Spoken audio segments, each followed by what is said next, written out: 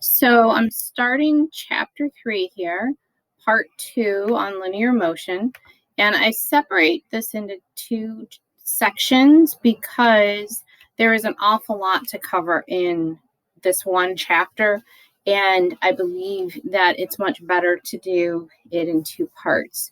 So what we're going to be working on, same supplies. This time you've got a green packet. You're still going to be using the MOP apps. Main topics, a lot of this is going to be about acceleration and using diagrams, numbers, and some graphing. So we're going to start out with topic 7, which is acceleration. So a good way to start off acceleration is to see one of the vehicles that actually accelerates faster than pretty much anything else. So they've got an aircraft carrier here and some planes taking off of it.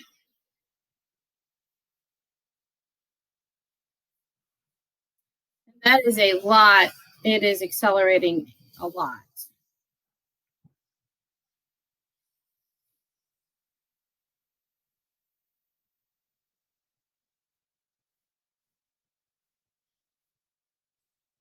Now watch it when it comes back for the landing. It has to catch the wire here so that it is able to stop before it runs out of runway on the aircraft carrier. So it has this thing hanging off the back of the plane and it catches the wire and that helps it. It's this very large bungee and it helps it stop before it runs out of landing area.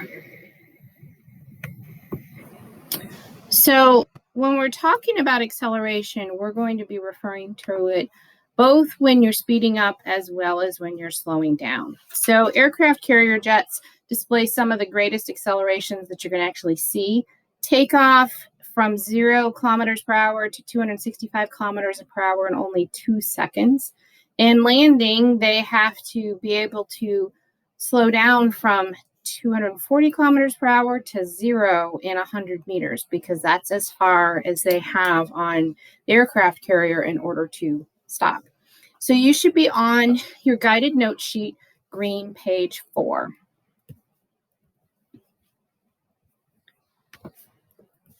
So acceleration is the rate of change of velocity.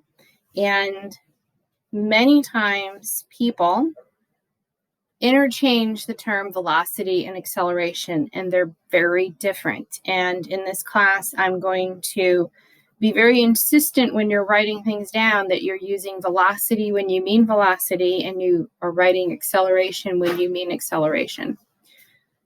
So velocity is a vector quantity, and since acceleration is the rate of change of velocity, acceleration is also going to be a vector. So it also needs a direction.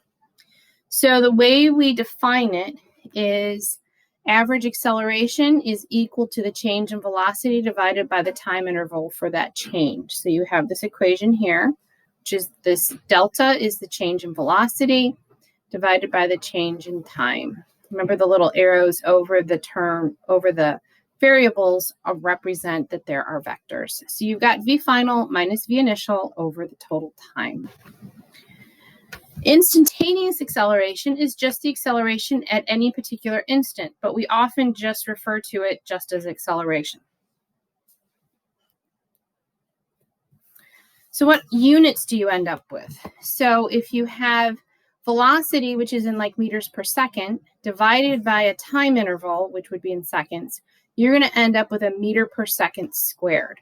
So you're always going to have a distance unit in the numerator and 2 time units in the denominator. So a second squared, hour squared, minute squared. You can mix units, seconds and minutes, but it actually kind of gets messy. So most of the time we don't do that, but you will probably see it in a few problems. So you do have acceleration is the change in velocity, meters per second, per time interval in seconds, and gets you to meters per second squared. So there are 3 ways to accelerate, and it's going to be very, very important that you learn and memorize these 3 ways. So you can speed up, you can slow down, and you can change direction. So this is going to be very reminiscent of things that we were talking about with balanced forces, and this is how they're all interconnected. So speed up, slow down, and change direction. Uniform acceleration versus non-uniform acceleration. So uniform acceleration is motion that occurs when an object travels in a straight line. It changes its speed uniformly with time. So it continues to increase at the same amount. Non-uniform acceleration is motion that doesn't travel in a straight line and or it doesn't change its speed uniformly. So average acceleration calculations is kind of where we're going to start. So since the change of velocity of a moving object is the final velocity minus the initial velocity, we can rewrite the equation like I have here, and you have that on your sheet. And we're going to do a few examples. So a motorbike starting from rest and undergoing uniform acceleration reaches a velocity of 21.0 meters per second north in 8.4 seconds. Find its average acceleration. So it initially is at rest, so the VI is 0. It finally reaches 21.0 meters per second north, and you're going to want to write that down. And the time is in 8.4 seconds. So when you plug those into the equation to calculate A, it ends up being this 21 minus 0, the whole thing divided by 8.4. And you should end up with 2.5 meters per second squared north. And notice you have to keep that north direction with it. And that means that the velocity of the motorbike is increasing by 2.5 meters per second every second. Next question. A cyclist traveling initially at 14 meters per second south brakes smoothly and stops in 4.0 seconds. What is the cyclist's average acceleration? So this time it's initially traveling at 14 meters per second south, and then it stops, and it has the time of 4.0 seconds. So this time when you take VF minus VI, VF is 0, and you subtract 14, you're going to end up with a negative number. So when you do that, negative 3.5 meters per second squared south, the negative sign means you have to reverse the direction. So negative south becomes positive north. So your answer ends up being 3.5 meters per second squared north.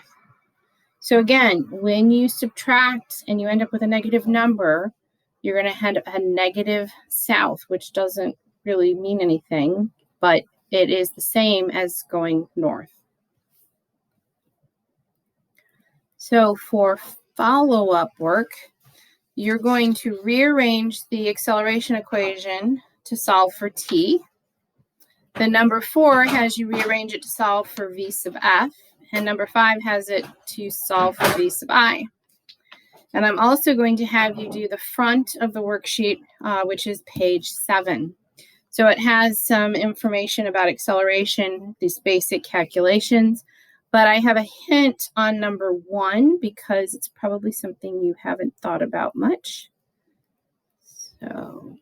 So 3 ways to accelerate. It's asking accelerating objects are objects that are changing their velocity. Name the 3 controls on an automobile to cause it to accelerate.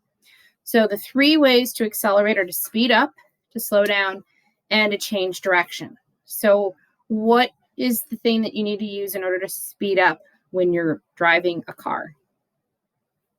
What is the thing that causes you to slow down when you're driving a car?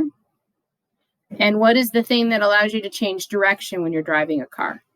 So those are the 3 things that you're going to use for answering question number 1.